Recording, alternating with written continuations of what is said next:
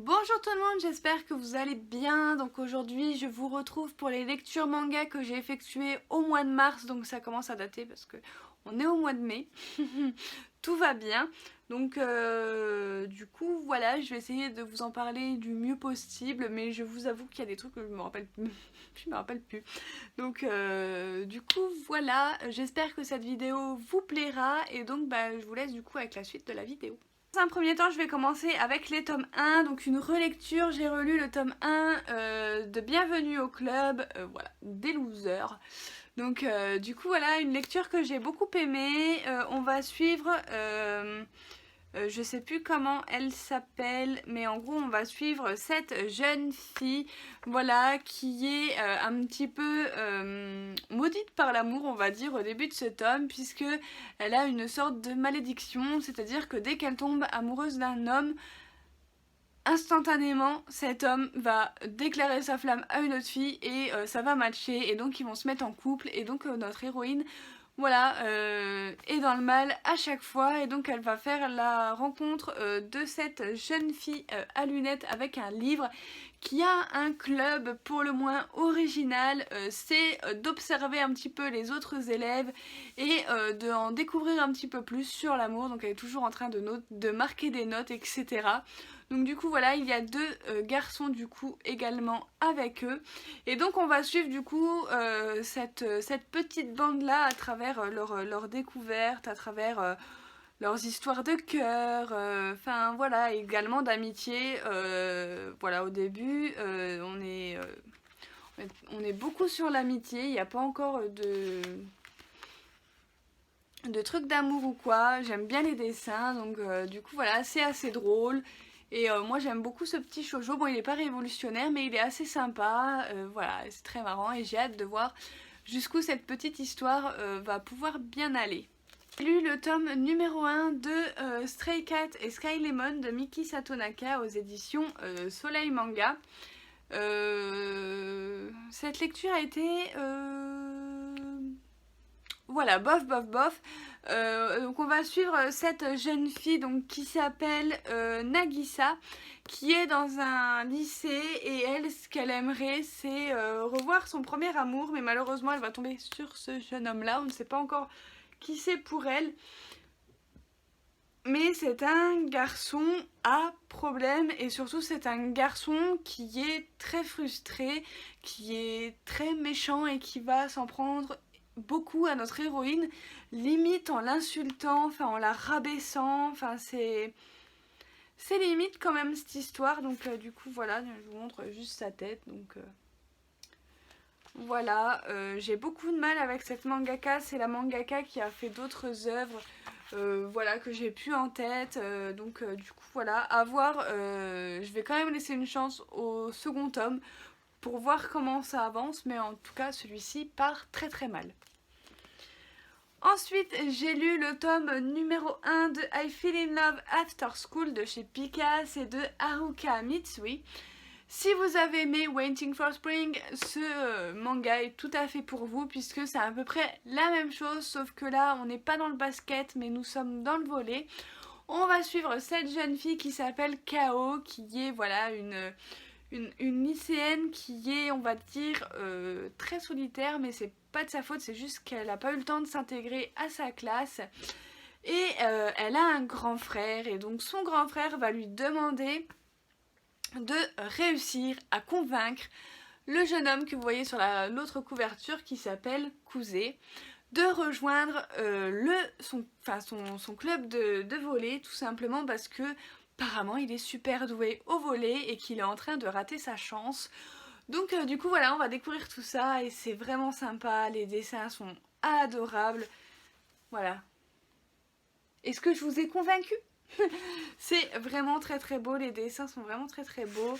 Et donc du coup voilà, j'ai beaucoup aimé. Je vous ai même pas montré le dessin pour celui-ci. Enfin je crois pas. Ah si, je vous l'ai montré, c'est bon.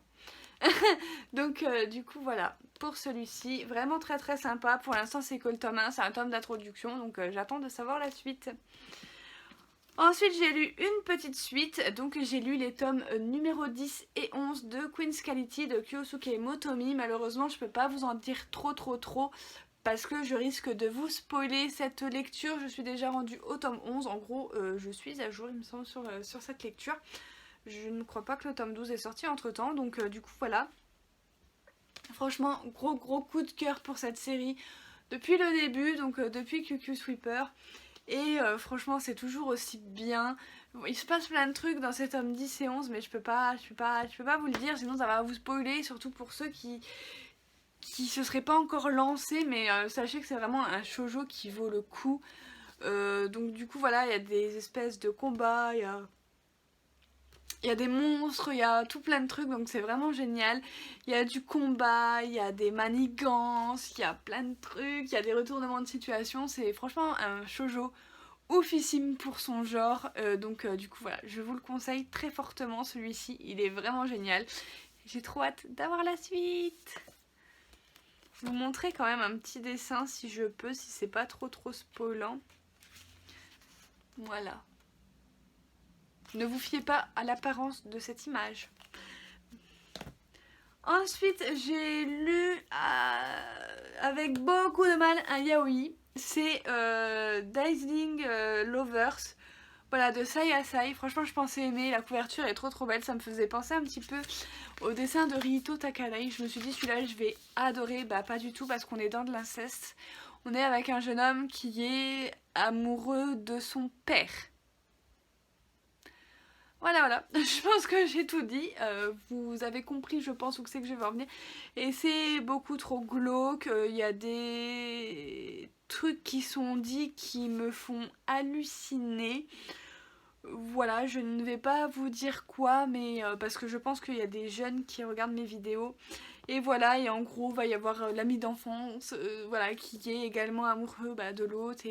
Et du coup, enfin, voilà, il va essayer d'oublier son père avec son ami d'enfance, mais what the fuck. Donc voilà, vous avez compris. Ce yaoi là, je ne vais pas du tout le garder. Moi, tout ce qui parle d'inceste, d'amour entre cousins, entre frères, entre... Je ne peux pas, ça me hérisse le poil.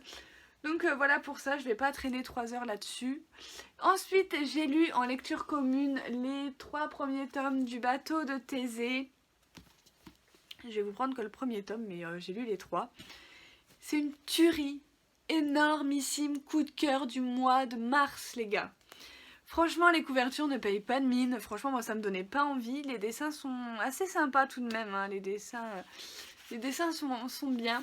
Et donc on va suivre l'histoire d'un jeune homme qui s'appelle... attendez, il faut que je retrouve son nom. J'ai un sérieux problème avec les noms. Il s'appelle Shin. Donc voilà, donc Shin, quand il était enfant, il avait un père et il vivait dans une petite préfecture, dans un village qui s'appelle Otousu. Voilà, un petit village où tout le monde se connaît, où voilà, tous les habitants se connaissent, c'est un tout petit village, enfin voilà. Et un beau jour, il y a eu un empoisonnement qui a été fait dans la seule école de ce village et qui a tué pratiquement tout le monde, si ce n'est pas tout le monde. Et en fait, c'est le père de ce petit garçon qui va être désigné coupable et donc qui va être emprisonné. Et du coup, la mère, la famille, tout ça vont devoir pas mal déménager à cause justement de cette affaire. Je vois qu'ils sont reconnus, en gros, ils doivent déménager, s'excuser, etc. Et en fait, ce petit garçon a toujours pensé que son père était innocent. Du moins, son père clame son innocence depuis des années. Et un beau jour, par des circonstances dramatiques, il va décider de retourner dans son village natal. Et de là, une fumée va sortir de nulle part et en gros, il va se faire happer et il va remonter le temps juste avant la catastrophe qui s'est produite en 1989 plus précisément. Donc voilà, et de là, il va devoir résoudre un petit peu les mystères et surtout découvrir le pourquoi du comment. Son père clame son innocence. Est-ce que c'est vraiment lui? Est-ce que c'est quelqu'un d'autre? Et de là, ce garçon va essayer de retrouver déjà son père qu'il ne connaît pas. Pour découvrir un petit peu comment il était avant, si il peut découvrir lui-même que c'est lui, et voilà, et finalement ça va être très très dur, parce que par moment on a l'impression que tout ce qu'il est en train de faire en fait lui échappe, et ça donne des situations euh, assez tendues, mais nous finalement quand on lit ça, franchement on a trop envie de savoir la suite, les pages se tournent toutes seules. Donc du coup voilà, c'est vraiment trop bien, c'est prenant, il y a des retournements de situation à gogo, on a même des petites théories des fois avec les filles pour se dire c'est peut-être lui, machin et tout, enfin voilà, c'est trop trop bien. Moi je vous dis, quand on arrive avec des théories, avec des mangas, c'est génial, on peut se faire son propre avis, son propre petit scénario et tout. Et au final, bah si c'est pas ça, mais du coup on recherche autre chose, et donc ça c'est vraiment trop trop cool. Franchement je vous le conseille, en plus en ce moment vous avez l'offre des tomes à 3 €, donc franchement n'hésitez pas, et n'hésitez pas à me donner votre avis dans les commentaires si vous avez lu cette série qui est vraiment super génialissime. Donc du coup voilà, moi j'ai trop trop hâte de savoir la suite que j'ai en ma possession. Mais voilà, j'attends les filles, donc du coup voilà, j'espère vous reparler de la suite très très vite. Ensuite j'ai lu le tome numéro 4 de Kobato de Clamp chez Pika. Continue toujours les petites aventures de notre petite Kobato. Donc du coup voilà, là les choses s'accélèrent, on va répondre un petit peu à nos questions dans ce tome 4 que j'ai beaucoup aimé, et j'ai hâte de savoir la suite. On a aussi tout un passage avec les petites bestioles, donc ici, voilà, qui sont en train de parler de Kobato, de tout ça, et on comprend vraiment beaucoup de choses avec cette petite discussion. Donc du coup voilà, les dessins sont toujours aussi beaux, et j'ai très très hâte de me lire les tomes 5 et 6 de cette série. Ensuite, comme vous le savez, je lis un intégral par mois, du moins j'essaye. Donc du coup là j'ai lu tous les tomes, du tome 1 au tome 5 de Ballade Opéra de Akusa Samamiya aux éditions Glénat. Et pour vous dire, j'ai eu un coup de cœur pour cette série. Je vais déjà vous montrer les couvertures qui sont sublimes. Voilà, donc on a le tome 1, on a le tome 2, on a le tome numéro 3, le tome numéro 4 et le tome numéro 5. Et franchement, je les ai dévorés en quelques jours. Voilà, vous avez même aussi des petites pages couleurs dans ce tome 1, vous en avez plein. Je vous montre. C'est trop trop joli.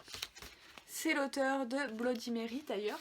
Donc du coup voilà, donc j'ai beaucoup aimé. On y retrouve ce jeune homme qui vient de perdre sa famille dans un accident, enfin dans un incendie plutôt. Voilà, sa maison s'est fait incendier, et c'est le seul survivant de cet accident. Et ce jeune homme est au bout de sa vie, il a clairement envie de passer l'arme à gauche, mais il résiste. On va dire qu'il y a quand même un petit truc voilà, qui le fait hésiter, et finalement il va quand même mourir à cause de ces deux personnages là qui sont un ange et un démon. Donc du coup voilà, il leur faut un Shinigami, puisque dans leur monde des âmes très mauvaises se sont échappées, et donc elles ont besoin d'un Shinigami pour récupérer du coup ces âmes perdues. Et donc eh bien du coup c'est notre jeune humain qui se voit un petit peu donner une seconde chance en la vie, même si il est mort. Donc du coup voilà, il est devenu un Shinigami, mais voilà, il va pouvoir se rendre utile, il va pouvoir avoir également du soutien avec ces deux autres personnes, et bien évidemment au fil de l'histoire les mystères s'épaississent. Voilà, il y a quelque chose qui se trame dans cette histoire que je ne vous dirai pas pour ne pas vous spoiler, mais en tout cas c'était très très bien trouvé, la fin est juste géniale, moi elle me convient. Du coup voilà, j'ai beaucoup aimé cette petite histoire en 5 tomes. Donc du coup voilà, je vous la recommande. Le synopsis de base est assez basique, on va dire. Voilà, c'est juste un humain qui va devenir un Shinigami pour récupérer des âmes perdues, mais c'est beaucoup plus que ça. Il y a vraiment de l'intrigue, il y a vraiment des retournements de situation, il y a d'autres personnages aussi assez mystérieux qui vont graviter autour, etc. Donc du coup voilà, je vous le conseille vraiment si vous aimez les shoujo, parce qu'à la base ils l'ont placé dans du seinen, mais c'est une mangaka qui fait du shoujo. Du coup voilà, et je pense que ça se voit à la couverture, ça se voit au super beau dessin. Voilà, donc voilà, à la base c'est un shoujo. Et pourquoi il a été placé seinen, je n'en sais rien. Mais du coup voilà, c'était vraiment super génial, je ne regrette absolument pas cette lecture. Ensuite, on arrive à un autre coup de cœur. Donc j'ai lu les 6 premiers tomes de Alice in Borderland de Haro Asso aux éditions Delcourt. Voilà, donc depuis que je vous ai tourné, depuis ce jour, j'ai fini complètement les Alice in Borderland. Donc je sais même pas comment je vais faire pour vous en parler que des 6 premiers tomes, parce que j'ai tout fini, j'ai tout lu. Donc du coup voilà, mais c'est vraiment une histoire qui est trop bien. Si vous n'avez pas encore craqué pour ce survival game, franchement je vous le conseille, je vous montre les tomes. Donc on y suit une bande de 3 potes, mais le personnage principal s'appelle Alice. Ah, voilà, et donc c'est un jeune homme qui est un peu mis à part de la société. Voilà, il n'est pas très brillant aux études, et il n'a pas de petites amies, il fait souvent des conneries, enfin voilà quoi. Et donc il en a marre de vivre dans ce monde où on le rabaisse sans arrêt, où il n'arrive pas à faire ce qu'il voudrait et tout, et donc il va se mettre à penser à un autre monde. En fait finalement il se dirait bah tiens, ce serait bien qu'il y ait un monde comme ci, comme ça, comme ci. Et il va y avoir tout d'un coup un feu d'artifice et ils vont se retrouver happés dans un autre monde qui s'appelle Borderland. Borderland, c'est un monde dévasté. On se demande si c'est un monde apocalyptique, hein, très clairement. On se demande si c'est vraiment, s'ils sont toujours à Tokyo, si c'est un monde alternatif, etc. S'ils sont même dans une autre dimension. On se pose plein de trucs. Et donc du coup voilà. Et dans ce monde, il va y avoir des jeux mortels, mais des jeux vraiment très bien pensés, franchement, qui nous font prendre en haleine tout du long. Et donc on va suivre Alice et 2 autres amis, voilà, affronter leur premier jeu dans le tome 1. Mais ça va pas s'arrêter là, puisque Alice va vraiment en baver. Voilà, il va perdre des êtres chers et il va être vraiment au bout de sa vie. Il va vraiment avoir envie, même par moments, de passer l'arme à gauche. Voilà, tellement il en peut plus. En même temps, j'imagine même pas l'état psychologique d'Alice. Donc du coup voilà, c'est un personnage très attachant. Et donc du coup voilà, on va suivre son aventure pendant les 6 tomes, avec bien entendu d'autres jeux, d'autres personnages. Je peux pas vous en dire plus parce que c'est vraiment une série que je vous recommande, que vous soyez une fille ou un garçon, peu importe. Et donc j'aimerais pas vous spoiler, mais franchement c'est une série gros coup de cœur, si ce n'est pas le plus gros coup de cœur avec le bateau Thésée que j'ai eu pour l'instant en 2021. Voilà, j'ai vraiment adoré, c'est vraiment une série que je vous conseille, qui...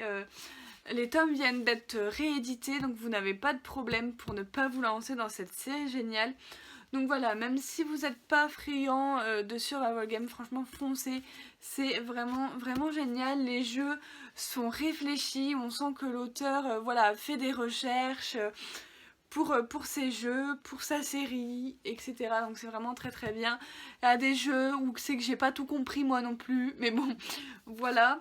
En plus il y a des jeux avec des difficultés, voilà, suivant si c'est pique, si c'est carreau, on est avec les bases des cartes d'un jeu en fait. Donc vous avez des jeux niveau cœur, donc ça va être tout ce qui est psychologique. Vous avez le pique, vous avez le carreau et vous avez l'autre que j'ai oublié, le trèfle. Donc du coup voilà, et à chaque fois que vous avez un jeu, vous avez sa référence. Donc si c'est un trèfle, un carreau, un pique, un cœur, et donc suivant ce que c'est, vous savez tout de suite si ça va être plus sportif, plus intellectuel, plus comme ci, comme ça. Donc du coup voilà, c'est vraiment très bien pensé, et donc franchement, je vous le conseille à fond. Ensuite, je vais finir les quelques séries que j'ai lues. Voilà, avec d'abord les 3 nouveautés que j'ai lues.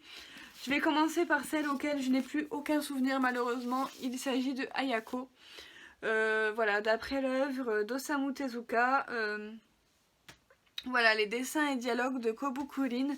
Voilà, aux éditions Glénat. Les dessins sont magnifiques. Par contre, il y a des décors partout. Enfin, voilà, ça a une histoire de famille, si j'ai bien compris, mais il faudrait que je me relise le tome 1.